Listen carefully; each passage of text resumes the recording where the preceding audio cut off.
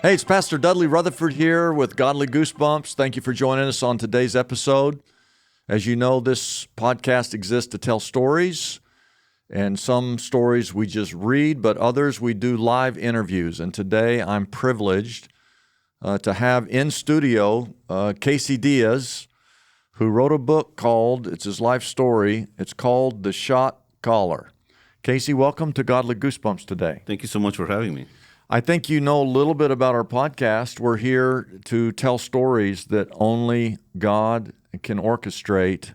And we've tried to tell stories that when you hear them and you look back, you see where God was involved in every little detail of the story. And I believe that your life and your story, you can see God's handprint all over it. Do you agree with that? Yeah, I definitely do. And I know that those of you that are maybe you've never heard of Casey or read this book, The Shot Caller, you probably aren't familiar with the details of this. I got to be honest with you, when I was in church one Sunday and a guy in the church gave me your book. And he said, hey, there's a guy that's been showing up at church, and he wrote this book called The Shot Caller. I didn't even know what a shot caller was. I just didn't know. And since I've read the book, I've heard all kinds of people. I've heard the phrase many, many times. I just didn't know at the time.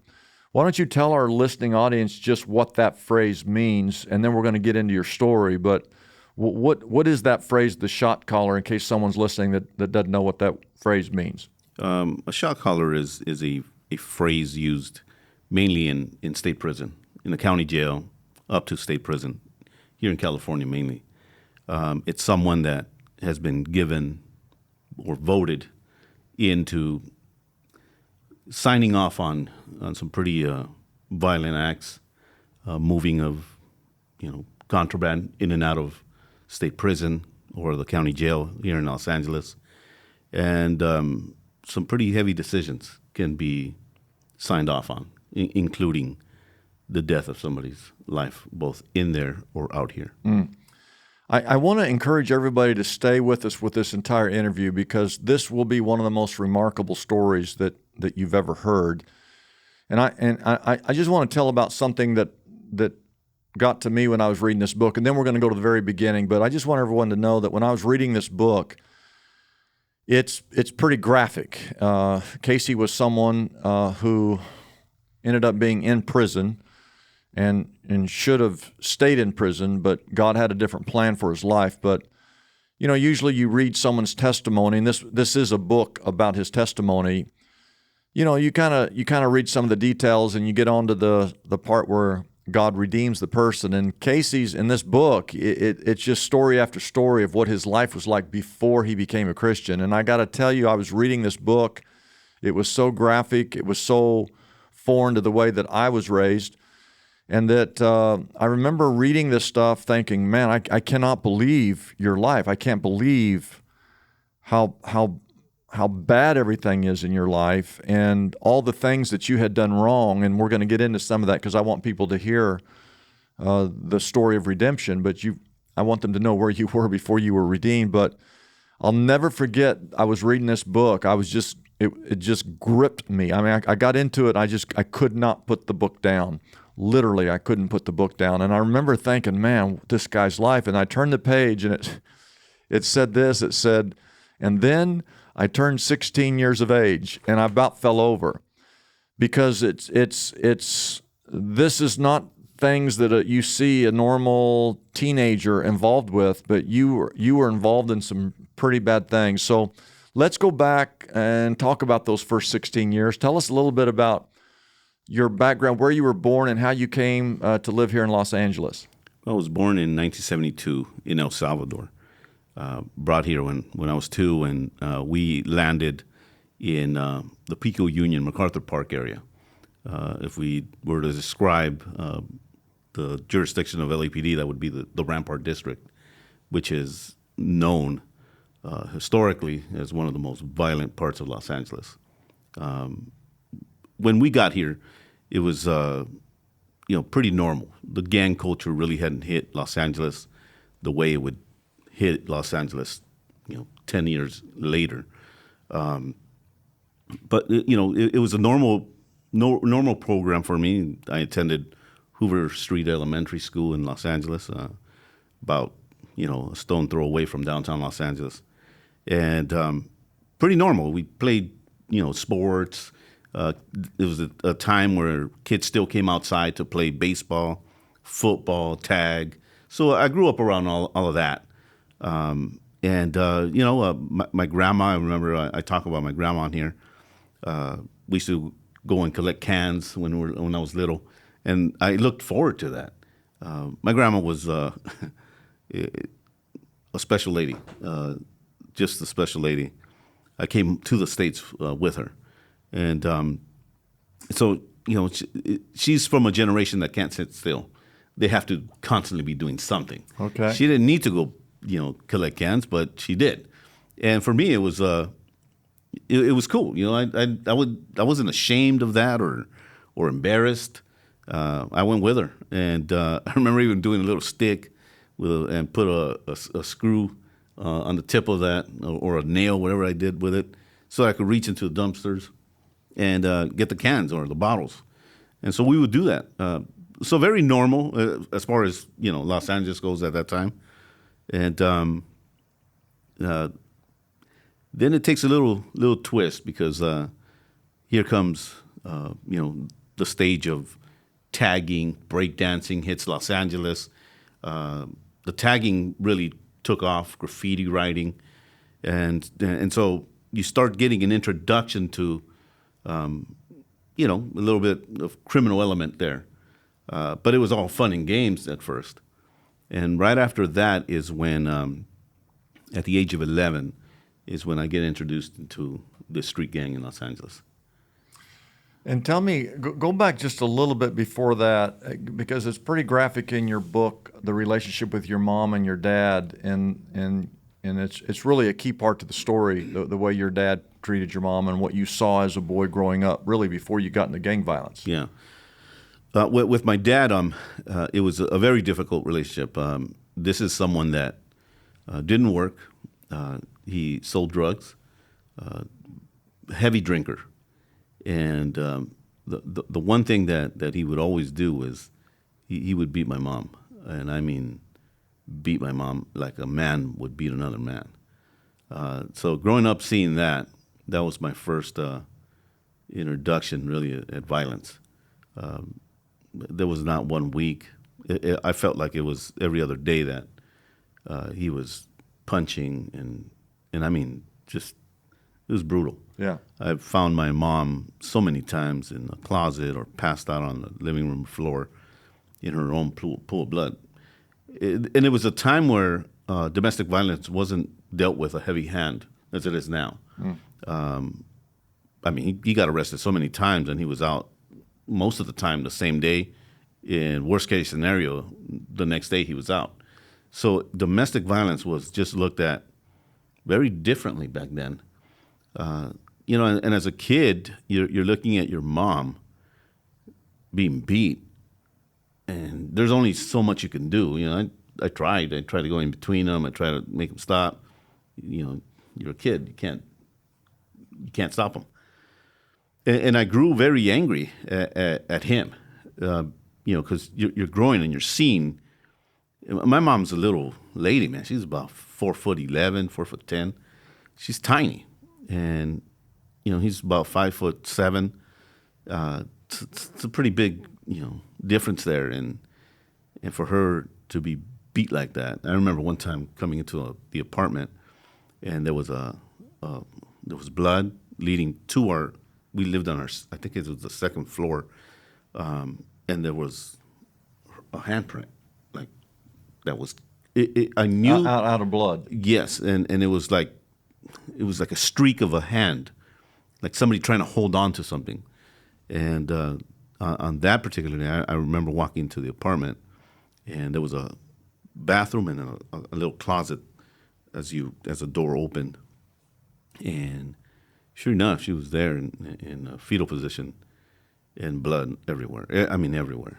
So you'd come home and see this as a boy Every other day, and it fueled anger within you, and it kind of haunted you growing up, right? I mean, it just you hated your dad, and you even sometimes you had an opportunity to try to kill him at one point. Yeah, there was one particular incident where he was just so drunk he had fallen asleep next to a gas heater. And in Los Angeles, in the old buildings, they still have them. They look like accordions, very Yes. heavy metal. Yeah. And I remember my uncle showing me how to turn it on and off. That's how I knew how to operate it. And his head was next to the nozzle where the gas. He's there passed out. He's passed out, and I turned it on, and I mean you could hear the whistling of the gas, and I was there for maybe I want to say a couple minutes, and I knew, and this is where I think that there's a switch that comes off, that just is turned off in my life, and I think that's where it actually starts, because I knew what I was doing, I wanted to do it, and I knew that this would stop this guy from beating my mom, and I was willing to do it with no problem. So I turned the gas on, and he's there, and I believe that God somehow, now as an adult, I believe that God had my mom walk in on this incident. I remember her frightened to death. What are you doing? What are you doing? And she was very nervous, and she, ran and turned it off. And I remember telling her, I'll do it. You don't have to. I'll take the blame. I mean, I'm like 8 years old at this moment, and I'm telling my mom, I'll take the blame. It's almost like I knew that I was doing wrong, but I didn't care because this would save her. Yeah. And it would essentially save me from watching this. Yeah. Yeah. So you had this troubled youth watching this abuse from your dad, and you get involved in the gang violence. You end up in prison. But tell us, the gang violence a little bit in L.A. As far as I know, there's initiations and things. You probably went through all that, and you got recruited in there. But tell us some of the things that ended up putting you into prison. You can. I don't mind you taking a few minutes and kind of sharing just a little bit of your testimony. But what were the things that happened? A couple things that led you up to getting thrown in jail. Well, by the age of 8, I also saw 3 men getting gunned down in our back alley. And again, if you go to those old buildings in Los Angeles, this was on 9th and Kenmore. It was a very heavy drug, and it was just horrible at that time. And I was sitting in this fire escape on the 3rd floor, and it was a place for me to always go to, especially when I knew that my mom was getting beat. You don't have a yard. You don't have a yard. You're just going up on the fire escape, and I'd sit there and dangle my feet from the fire escape. And on this particular moment, there was 3 guys walking up the alley, and a guy drives, goes under the carport to my right, and he walks up to these 3 dudes and guns them down. And he doesn't know that I'm there. And he puts rounds into all 3 of them. The first 2 die immediately. One of them is able to run and goes under a carport, and he's yelling for his mom. This is a grown man, or it might not have been a grown man. He looked like a grown man to me. Sure. And he executes him. He gets in his car. He doesn't run to his car. He simply walks to his car. Doesn't peel out. There's no hurry. And gets in his car and just drives off. So I see that. And I think there's little things that start to kind of get deposited into my memory bank. And I start to look at life very cheap. Like you could do this and it doesn't matter. And so at 11, I get introduced into this gang in Los Angeles. And it becomes your family because your It dad. does. You don't have a relationship with your dad, a good relationship with your dad, and So the gang kind of becomes your family. Yeah, That's a common thing that happens. That's right? a very common thing that happens. The streets embrace you. The gang, it's so it's a false sense of what the real thing really is. And this gang member, his name's Ralph. He's writing on the floor, and I approach him. He was one of my buddies, one of the kids that I played baseball and football with, his older brother. And I see him gang writing on the floor, and I ask him, what are you doing? What is that? And he tells me, briefs me up on what a gang is and the culture of it.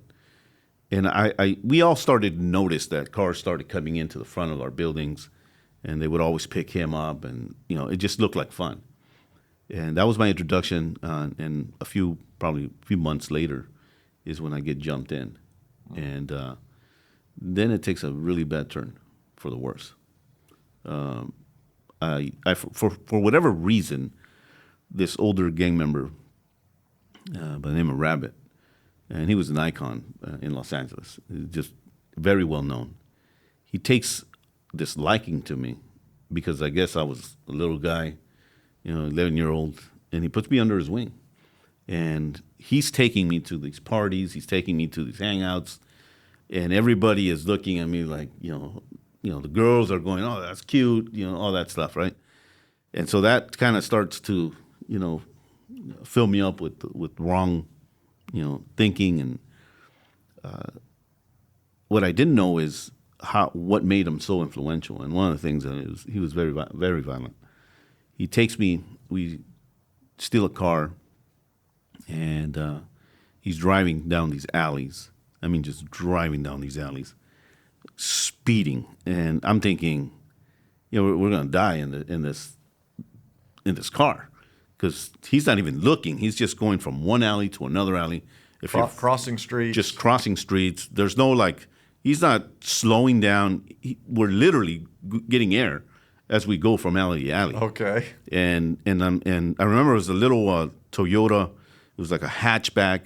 It was probably like the first introduction to what a SUV was back then. Okay. I forgot what the name of it, but it was. So we're going, and he says to me, we're gonna go get so and so from the Southern gang, and you're going with me. And so we go, and we're hunting someone down, and we catch him. We catch him slipping, and we get out of the car. He starts clobbering this guy, and then he takes out a screwdriver, and he starts stabbing him, and I mean, really stabbing him. And while this guy's on the floor, I'm partaking of the jumping. I'm kicking and doing that thing. Trying to look cool. Trying to look cool, trying to fit in with him. Yeah. And so you're just a kid. Just a kid. And then he hands the screwdriver to me. And the screwdriver is full of blood already. And he says to me, your turn. And at that moment, you don't have a choice. And I took the screwdriver, and that became my first stabbing at 11 years old. You remember it like it was yesterday. Yeah. Is this where you stabbed the guy in the eye? No, this is different. This is another guy. Yes, this is different. I'm much older when that happens. But that was my introduction to, violence by my own hands. And we get back to the neighborhood, and he's boasting. Look at this dude. This dude, he's telling them about you, about me. And he's got this, and he's just pumping me up in front of everybody. And that, because it's coming from him, starts to mean something. So I start liking the attention that it's giving me. And so, don't you feel like at that moment though your life was destined? I mean, looking back, that once you start walking down that road, there's no turning back. There isn't. You're going to end up in prison one way or another if you choose that lifestyle. And to be honest with you, you look forward to that. You look forward to the first juvenile hall visit. To to the first, police department and where you're arrested, because that makes you credible, before the gang. And so shortly after that, I get busted for a robbery, and then for carjacking. It wasn't called carjacking back then. It was just a GTA, a Grand Theft Auto. And so it starts to progressively just get worse and worse. But my thing was, I fell in love with, and I know this sounds sick, but I truly fell in love with stabbing somebody with a screwdriver. And so that became my thing. And I started to get a big reputation in Los Angeles as the guy that, if he catches you, he's going to stab you with a screwdriver. That's his thing. And, the guy Rabbit, this guy that gave me who I did the first stabbing with, he ended up getting killed about a year into me knowing him. Really? And he was stabbed to death himself. He was? Yeah. He was stabbed to death himself. He was picking up his girlfriend at her high school, and, rival gang members got him and stabbed him. And that was the end of him. And shortly after that, my reputation started to build. And it was just violence, man. I was known as someone that would I would walk in. I didn't like drive-by shootings. I wasn't a fan of that at all. For me, walking into your neighborhood, walking into a rival territory, and stabbing somebody with a screwdriver, that was my thing, and everybody started to know that. LA is as big as LA is, and as many gangs as LA has. You start to, if you're somewhat of a name out there, it starts to bounce around. And of course, you're going in and out of juvenile halls and probation camps. Right. People start taking notice of you. Again, I'm Dudley Rutherford with Godly Goosebumps, and we're interviewing Casey Diaz, who wrote this book called The Shot Caller. And I really want to encourage you to, if you can stomach it, to pick this up and to read this book, his life story. I want to get to what got you into prison. So you get involved with the violence, and it just keeps getting worse and worse, and you kind of go up through the ranks, and you're getting to be well known, and you're committing all kinds of violent acts and involved with gang activity. What was it that finally sent you off to prison? That ended you up in Folsom Prison. I want to jump to there, because I want to talk about what happened when you got into prison, and how I feel the same way as I'm reading the book. This stuff just churns in my stomach, and I want to get to how you became a Christian, which, if anyone's listening up to this point, you wonder how in the world did some guy like this get saved. But what was it that finally ended you end up in Folsom Prison?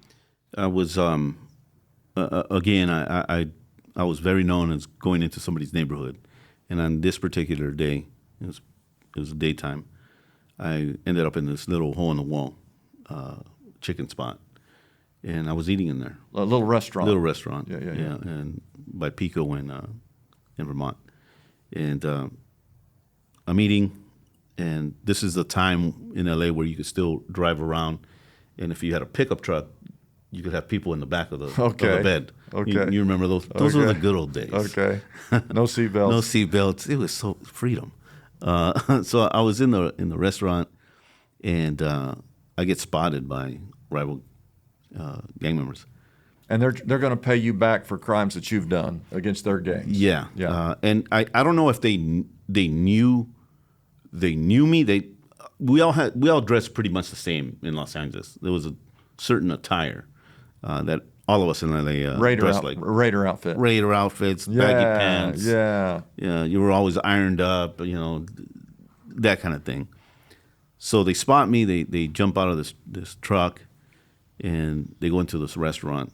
You're all by yourself. I'm by myself, and a fight ensues. But they're there to kill you. I don't know if they're there to kill me, but that's what they want. They're going to kill you or bring you to an inch of your life. Yeah, One or the other. Yeah. And so. And this is payback. This is, yeah. And again, I don't know if they knew me if they knew, I'm in rival gang territory as it is. Okay. And it's not my neighborhood. It's another neighborhood. So I'm there, and we start fighting, and I know that obviously I'm going to lose because there's more of them than me. I run out, and there was a guy that came in there. My victim came in there with a crowbar, and it wasn't a normal crowbar. It was a very heavy metal crowbar, and he's coming after me. I go in the car. You get by them. They kind of corner you, and you I get through the back. Football moves. You get out of there. Yeah, and I get to the car. Your car. It was a stolen car, and in the car I had a sawed-off shotgun. It was a very small one. It wasn't your normal typical sawed-off shotgun. It was just 12 gauge. Most of the times when I did carry this, it looked like a pipe on one hand, and then the hammer and the trigger on the other side. Okay. And you kind of like snap it in. Okay. I had rounds in my pocket. It was already loaded. When he comes into the car through the window to hit me with that crowbar, I had the shotgun in my hand already. And I fired. And I shot his face off. And his body landed outside of the car. I walked out of the car, around the car, and I put 4 more rounds in him. 4 more rounds. And then I ran off, and this is broad daylight. And how old are you at this time? 16. This is where I turned the page, and it says, then I turned 16 years of age. 16. So the police find out who you are and arrest you. Yeah. They find you. Yeah. There was a teacher that was at my trial who saw the whole thing.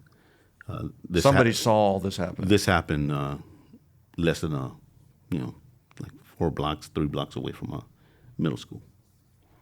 And so she saw everything. And then was there a trial of any kind? Yeah, there was a trial. I went, I was on the run for 21 days from that incident. And they were raiding my home, my apartment. Mom and Dad still together at this time? Mom and Dad still together. I remember that night I called home. And my father answered the phone. And I remember like nothing had happened. He answers, and I said, hey, is my mom there? Like nothing had happened. And he cusses me out. And what I didn't know is that they had raided the apartment already, and they had hogtied him in this raid. LAPD, robbery, homicide, and crash. They pretty much searched everything in the apartment, turned the TVs upside down. It was a big, back then you had those big TVs. They looked like pieces of furniture. They had opened the back of that. They had found so much other stuff in there. Stolen stuff from robberies and home invasions. They weren't called home invasions at that time. So we're going to stop right here. I know this is a difficult place to stop in this story. This testimony, as we went into the room to film and to record, you couldn't do this in one segment. It had to be a 2 or 3 part story. And so this is the end of part 1. This is the moment that he was in that little restaurant trying to eat, and he was attacked by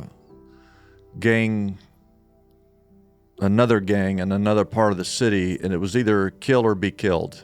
And again, he's not even 16, or he is 16 years of age. He's just still a teenager, growing up in this incredibly violent home, watching his dad beat his mother, coming home seeing the blood print of his mom down the sides of the wall. And it's hard to imagine at this point of this story, and stay with me on this. I know it's difficult to hear. It was difficult to read the book. But you have to know that this story turns into a story of redemption. And some of you are thinking, well, it doesn't matter. I can't listen another. No, you need to come back and hear the story of redemption. That's the purpose of these stories, are to have you hear stories that you think this is impossible. How could God redeem a man like this?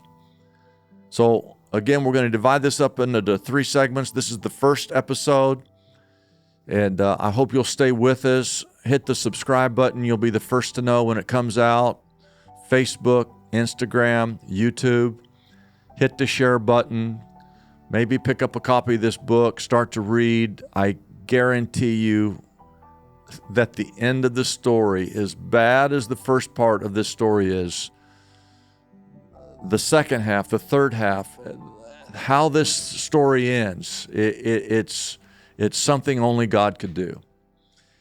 And again, this is Dudley Rutherford, Godly Goosebumps. You can go to our website, godlygoosebumps.com. If you've got a story, if you've got a testimony, and you want to share that, send that story and we'll get a hold of you. Thank you for tuning in to this week's podcast. Be sure you tune in next week. Catch the second part of this incredible story, Casey Diaz, the shot caller.